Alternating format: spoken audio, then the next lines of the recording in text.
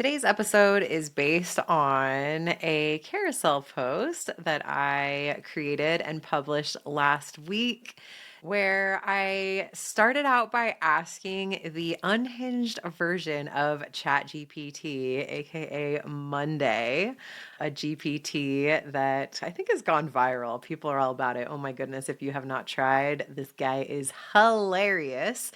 And together we came up with a zodiac roast spread where we went through each sign of the zodiac and roasted their relationship with money. And this turned out so good, so funny. It was such a hit. And I am basing this episode on to go deeper into because while this definitely comes from the space of it's funny because it's true to some extent, I want to go deeper into each of these and talk about what's really behind the satire, the joke of each, and offer some wisdom, some guidance, some practical, helpful astrological perspective around each of these so that we're not just poking fun at each of them. We're also understanding them through the context of how their potential shortcomings are also superpowers, and then also how to mitigate the shadowy side of it and to basically balance it out with some practical guidance that will illuminate how each of these signs can actually be really good with their money. So, yes, these point to some potentially uncomfortable truths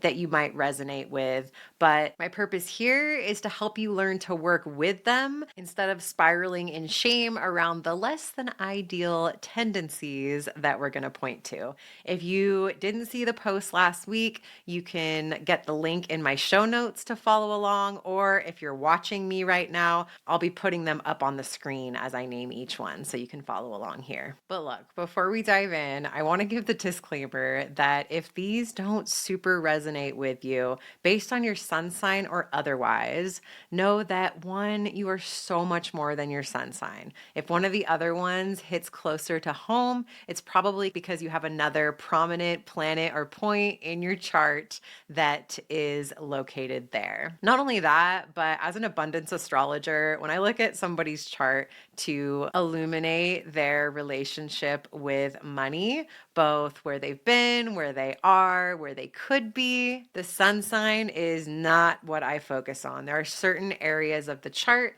that are much more suited to understand your relationship with money. And not only that, understanding each of them in a vacuum isn't really all that helpful either. It's really through the synthesis of an understanding that is greater than the sum of the parts that gets closer to the true picture or reflection of what's really going on for you and your money. And with that disclaimer, let's dive in. First up, Aries. Your money strategy is basically make it, spend it, regret nothing. You manifest abundance by launching things with zero budget and buying new software subscriptions during Mercury retrograde. You don't track expenses because you believe in trusting the flow, and that flow is lava.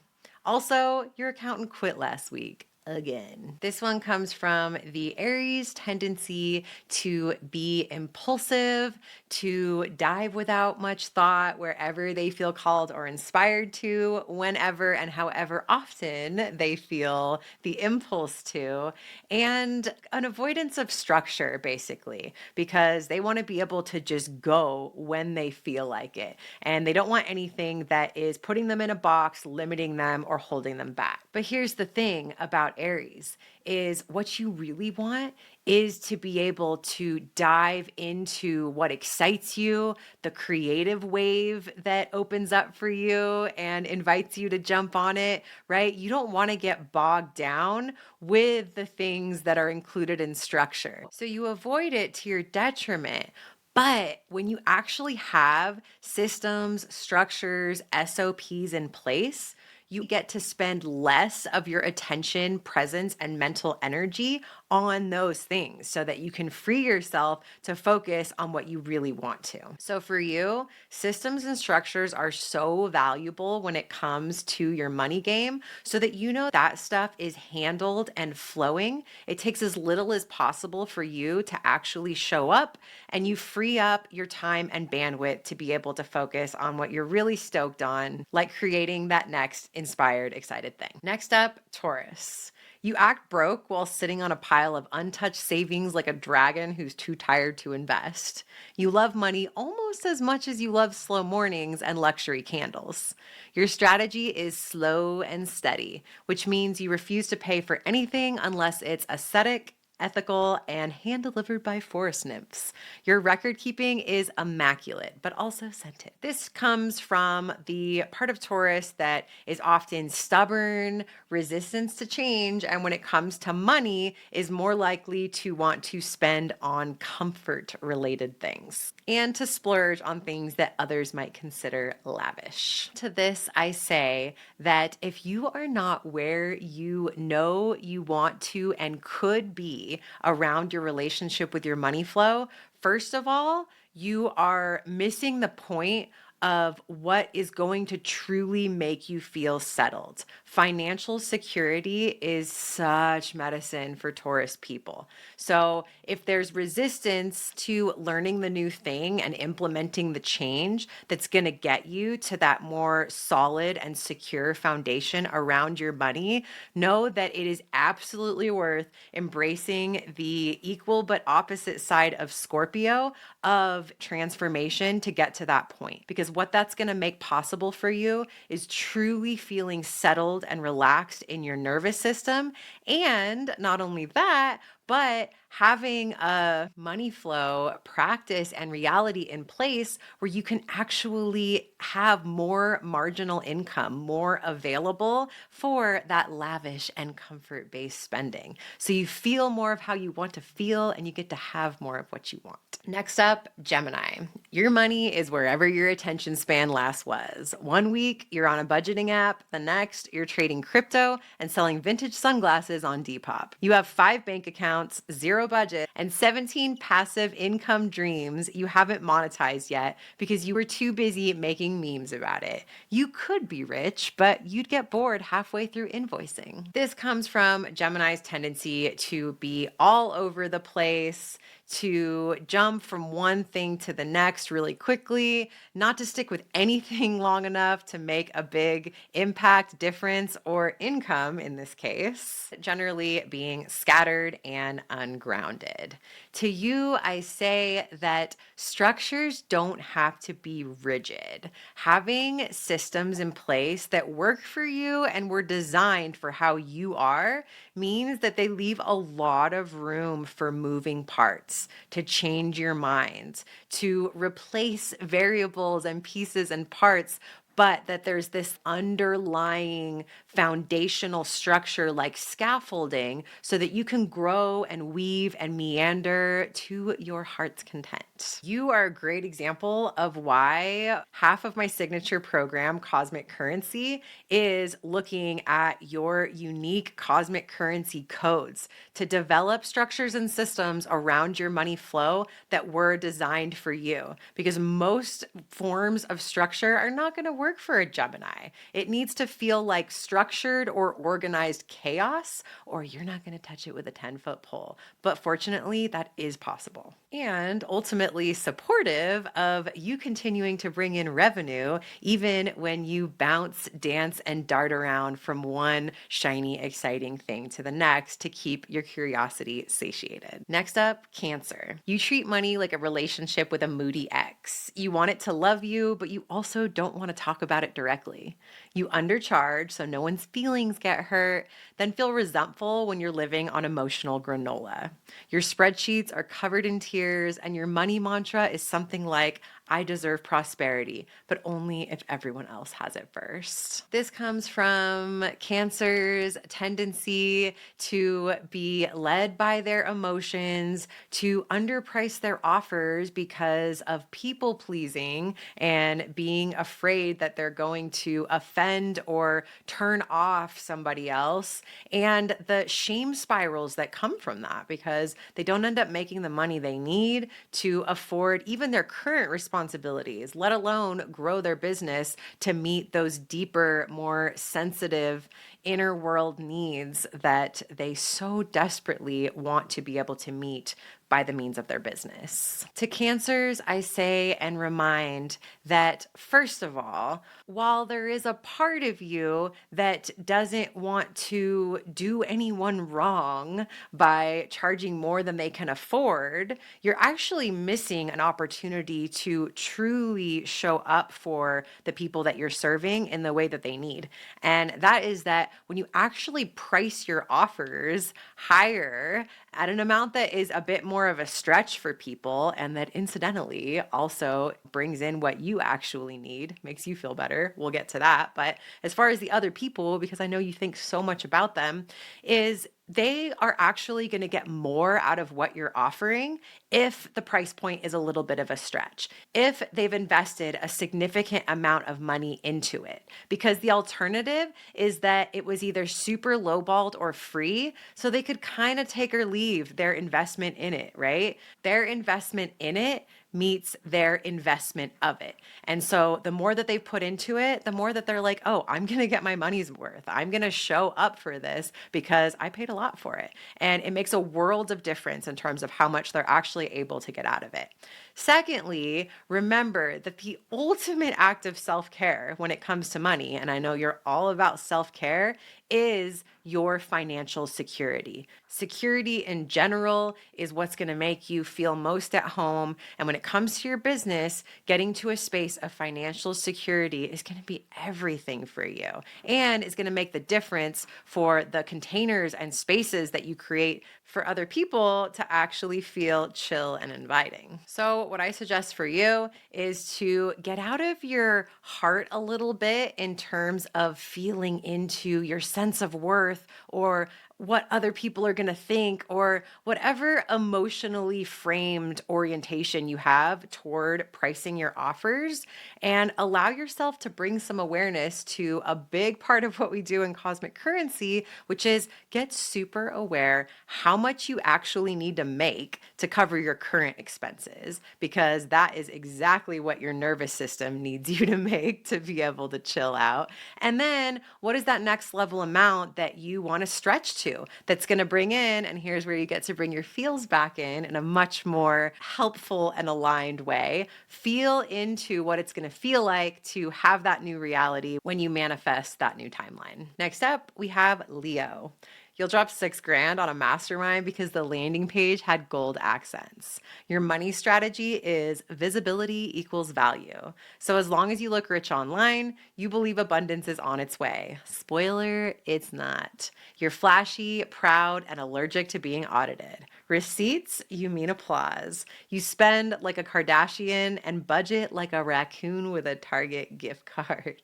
This comes from Leo's tendency to be hungry for visibility, to be much more invested in and focused on how they're being perceived and their forward, kind of outward facing expression on their social media, making all of that more important than the inner game, the foundations that you need to build, and the quote unquote boring side of building a business, because the shinier stuff is so much more interesting. But here's the thing. If you actually focus on creating the foundation that your business needs to be sustainable and focusing on building the body of work that you're going to be known for and able to present to the world through your forward-facing marketing, you're actually going to create a way bigger following and ultimately have way more eyes on what you're putting out there. So to you, I suggest to consider the long game and the long-term benefits benefits of putting a little less focus on content creation that is not going to have nearly the ROI if you don't put just as much attention into what you're building, what you're selling, the foundation that you're establishing to be able to go the distance with your business. Next up, Virgo. You have a color-coded profit and loss tracker and a backup file just in case. You know your monthly recurring revenue down to the cent and judge everyone who doesn't. You save aggressively, invest responsibly, and occasionally buy an oracle deck just to feel something. You are the financial spreadsheet everyone else is too emotionally unstable to open. This comes from Virgo's tendency to be a perfectionist, to get lost in the details, to overplan, and otherwise have a relationship with money that takes a different twist to what we've been talking about so far. Because so far, with the first 5 signs of the zodiac, we've been talking about tendencies to avoid structures and systems. Virgo embraces them to a fault. And this brings up another thing that's interesting to know about you and your relationship with money, but more about the season that you're in right now and not like ingrained at birth aspects of your design. And that is your cosmic money style. It's based on the 4 attachment styles, if you're familiar with those: disorganized, anxious, avoidant, and secure. And a Virgo is much more likely with their money to be the anxious type. Over vigilant, way too controlling around gripping the thing. And to you, I want to remind you, coming from it takes one to know one, I'm a Virgo moon and it runs through my blood. But the reminder here is that when it comes to right relationship of channeling abundance through the intentional vessel of a business, there are certain roles that are yours to play and some that are not. It is absolutely your role to be aware of your income and expenses and what's going on with your money. But I do not suggest looking at it every single day. I suggest having some kind of a rhythmic pulse currency check-in, which is the culmination of cosmic currency. Once we go through all the different things that you need to be looking at and engaging and what it means to do it your way based on your astrology codes, we bring it all together into a regular currency check-in. And it's really valuable, efficient, and effective to do this on more of a weekly or a monthly basis, not to be obsessively checking it all the time. It is also your role to envision and see very practically and specifically different ways that you could bring in the income, the revenue, to match the expenses that you have and aim for at your next level. But then from there, you have to, and I know fewer expressions that say this better, let go and let God, right? The opposite of Virgo is Pisces. And such a big part of how abundance flows is that ultimately you are this or something better, letting go of any kind of control or forcing around how you think it should happen and leaving room to get your mind blown a little when it comes to the how. So this is my reminder to you, dear Virgos, that you would probably do good to loosen your grip a little bit, lean out a little bit more, and create, again, intentional rhythmic ways that you show up so that you are able to create a little bit more spaciousness in the equation. Next up, Libra. Money, ugh, gross. You'd rather flirt with abundance than talk with a bookkeeper. You impulse buy aesthetics, hello branded rituals kit, and then feel deeply betrayed when your rent is due. You believe in balance, which is why you've spent 3 months trying to decide between QuickBooks and just journaling about money blocks. Your entire budget is mood board based. This comes from Libra's tendency to be a little bit indecisive, a little bit of a people pleaser, and a little bit allergic to going to the depths of things. You're comfier on the surface where things feel peaceful, and like Cancer, often struggle with how to price your offers because you don't want to hurt anybody's feelings, right? You want to be accessible and available to everyone. You don't want to have to turn anyone away. Often, a lot of what is tied up in that decision for you or that indecision is trying to equate value to your sense of worth, trying to decide on a dollar price point relative to something that has nothing to do with being quantifiable. Firstly, I want to remind you, if we're talking about your worth and trying to put an amount on it, you are worth way more than anybody could ever afford. So that's facts. But secondly, that's just missing the point altogether.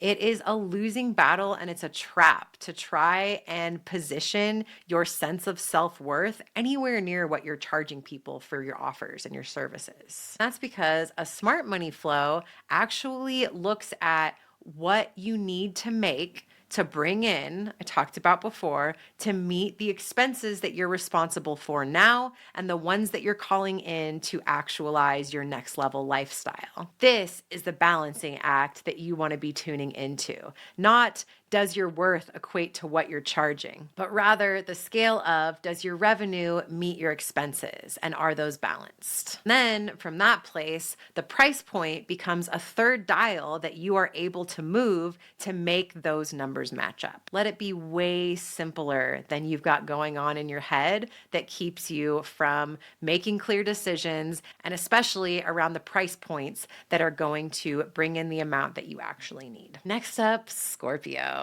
You treat your finances like state secrets. Nobody knows how much you make, but they feel that you're powerful. Your money is in a vault, probably in a crypto wallet with 4FA. Is that even a thing? You invest in mysterious things like transformational wealth frequencies. Your record keeping is impeccable and encrypted, but no one will ever see it, including your accountant. Honestly, if y'all relate to this, that's awesome. I have a lot of Scorpio in me, and the secrecy side of it has never really resonated with me personally, but the mysterious side absolutely does. And when it comes to your money, we want your relationship with it to be as practical, clear, and grounded as possible. Not exactly Scorpio tendencies. Scorpio has a tendency to be a little bit obsessive, potentially a little bit of a control freak, and ultimately has a deep fear of loss that motivates it. And to you, I point out that when it comes to a strategy with your money that's actually going to make long-term wealth possible, where your money works for you, you need to move through the trust issues or whatever else comes up for you that feels edgy to be able to embrace working with other people,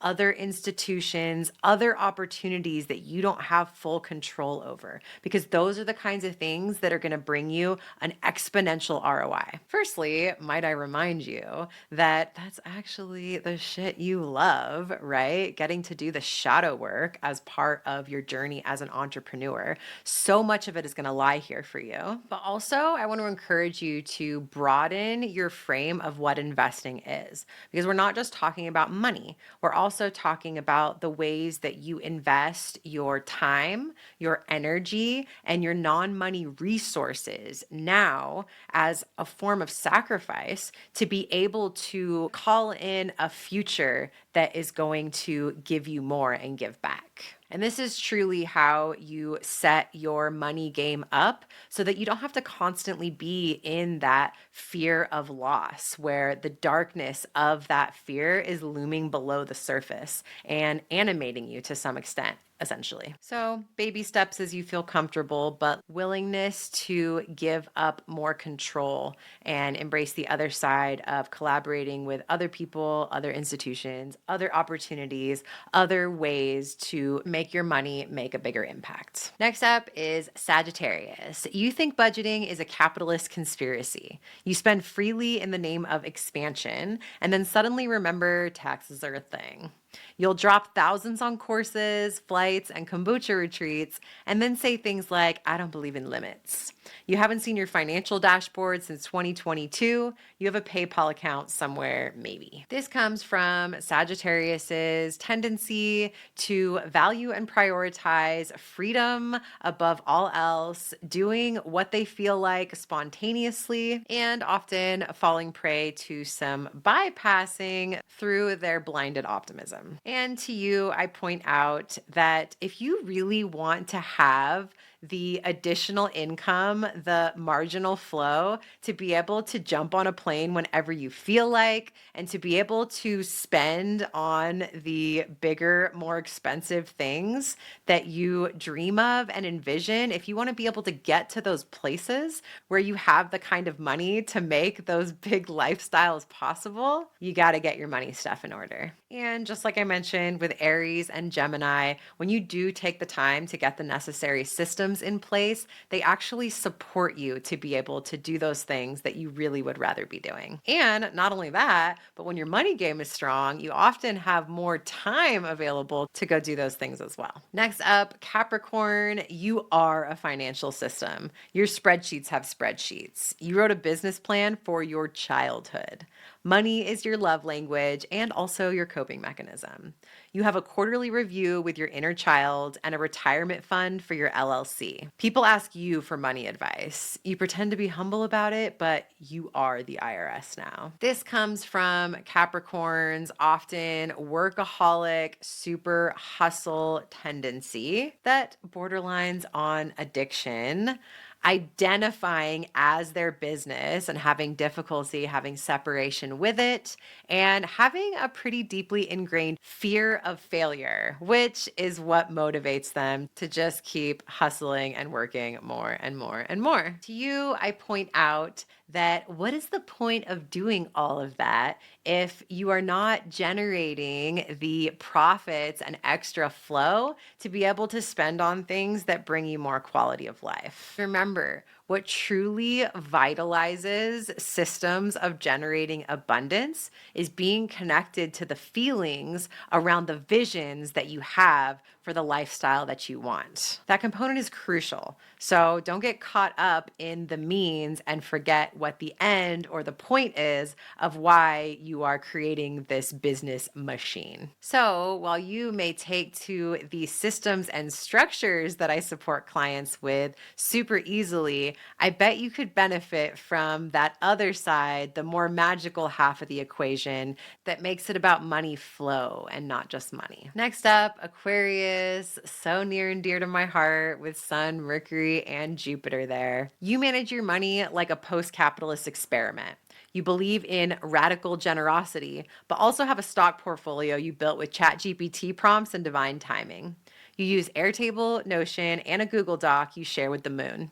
You hate traditional finance, but will sell a $222 workshop called Quantum Budgeting for Visionaries. You're rich in ideas, broke in execution. I know this too well. If it weren't for my Virgo moon balancing this act, I would just be all ideas and never actually ground anything into anything tangible because I've got ideas for days. And the thing about Aquarius people is when it comes to money, they want to play the game because they love the experiment and the opportunity to make money doing what they love, being who they are, authentic abundance. But they have such an allergy to the system, the government, and even thinking about participating in it in a traditional way that their avoidance of the thing often keeps them from making the money that they need to really be able to focus on their passion work and make a bigger difference, which is what they truly want. So my reminder to you is that you're not a sellout to play the game. And in fact, you would do well to learn the rules of the game so that you can loophole and break them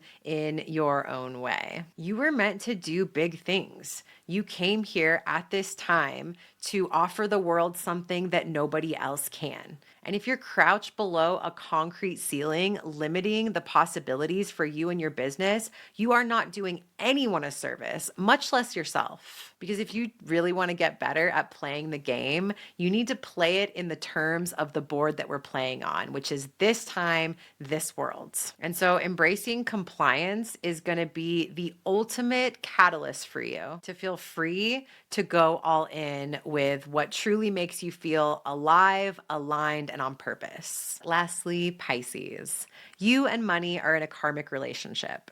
You avoid looking at your accounts because numbers stress your aura.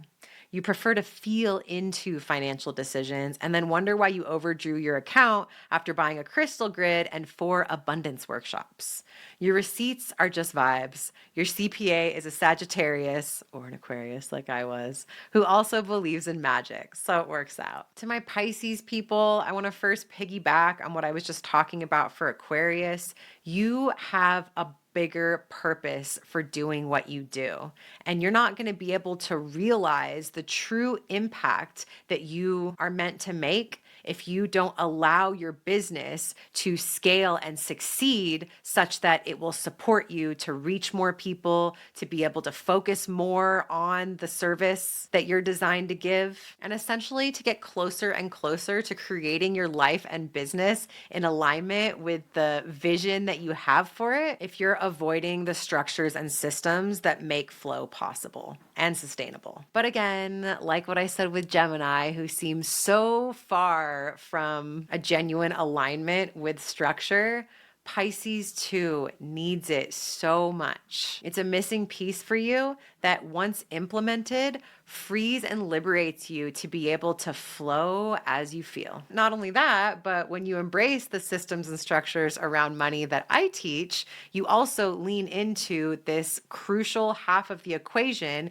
that is absolutely your jam and of your alley, which is constantly visualizing to aim your next mark of your next level of what you're bringing in, the next wave of revenue to be able to invest in and make possible. That brings us to the end of the zodiac. I hope that something in here made you giggle, struck a chord, and that there's some takeaways for you around how to really leverage the signs that we're working with to have the most optimal relationship with money inside of our businesses as vessels of channeling and growing abundance in ways that are really so much more than just money. As a business owner, you're playing to win.